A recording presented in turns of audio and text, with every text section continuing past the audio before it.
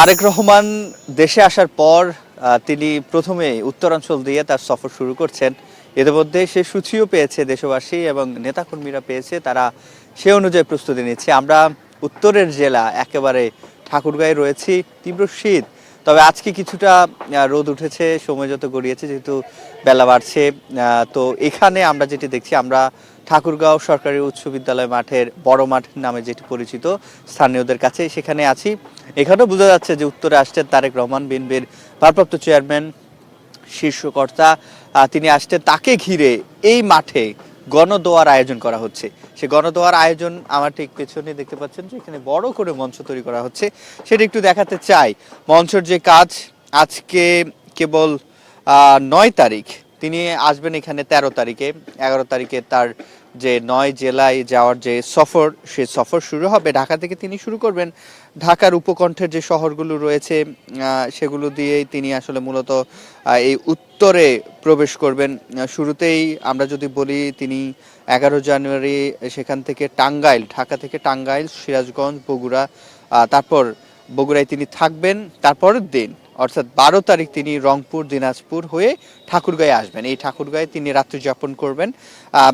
তারপরে যদি বলি পরদিন 13 তারিখে তিনি এই ঠাকুরগাঁয়ে আসবেন। ঠাকুরগাঁয়ে এসে বড় মাঠে একটা গণদোয়ার আয়োজন করছে এখানকার স্থানীয় বিএনপির নেতাকর্মীরা, সেখানে যোগ দেবেন।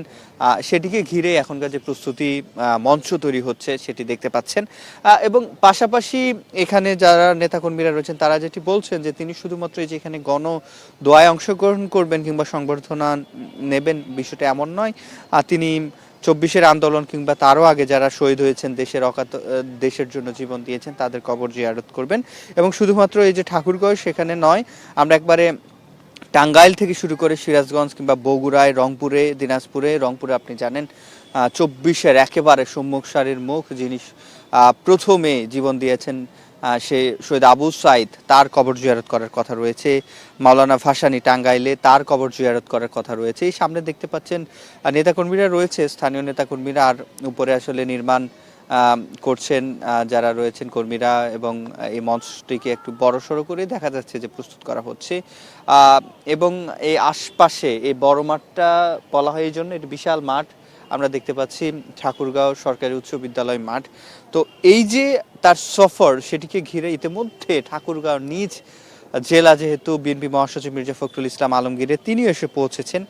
তিনি আজকে সকালেই গণমাধ্যম কর্মীদের সাথে কথা বলেছেন। গণমাধ্যম কর্মীরা সেখানে প্রশ্ন করেছিলেন যে তারেক রহমান আসার ফলে আসলে উত্তরাঞ্চলে কি প্রভাব পড়বে। তখন আসলে তিনি যেটি বলেছেন যে উত্তরাঞ্চলের আসলে আমূল পরিবর্তনের জন্য তারেক রহমানের আগমনটি একটা বার্তা। পাশাপাশি তারেক রহমানের আসার কারণে এই উত্তর অঞ্চলের যারা তৃণমূলের নেতাকর্মীরা আছে, তারা আরও বেশি সুসংগঠিত হবে, তারা আরও বেশি উজ্জীবিত হবে। তার এই আশাকে ঘিরে তৃণমূল আরও বেশি শক্তিশালী হবে। এবং এ সময়ই তারেক রহমান সফর ছাড়াও মির্জা ফখরুল ইসলাম আলমগীরকে সাংবাদিকরা প্রশ্ন করেছিলেন যে এই যে গণভোটে হা না, এই নিয়ে নানা তর্ক বিতর্ক সোশ্যাল মিডিয়াতে চলে, বিশেষ করে টকশোগুলো তো আলোচনা হয়।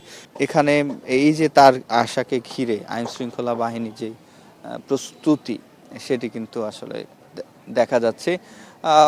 এবং আইন শৃঙ্খলা বাহিনীর যে প্রস্তুতি, সেটিও সম্পূর্ণ শেষ করা হচ্ছে। আমরা এই যে মঞ্চ যেটি রয়েছে, সেটি মোটামুটি এখন বলা যায় এখানে কঙ্কাল দাঁড়িয়ে আছে। কিছুক্ষণের মধ্যেই এই যে কাজগুলো, আজকে শুক্রবার, তার কাজগুলো চলছে। এবং তিনি এখানে আসবেন বলা যায় 13 তারিখ। 11 তারিখে 9টি জেলার যে সফর, সে সফরের উদ্দেশ্যে বের হবেন এবং তিনি এখানে এসে 13 তারিখ উপস্থিত হবেন। এই জন্যই ঠাকুরগাঁও এই গণদোয়ার জন্য যে মঞ্চ, সেটি প্রস্তুত করা হচ্ছে, সে কাজই শুরু হয়েছে। তো এই ছিল আমার কাছে ঠাকুরগাঁও থেকে সবশেষ।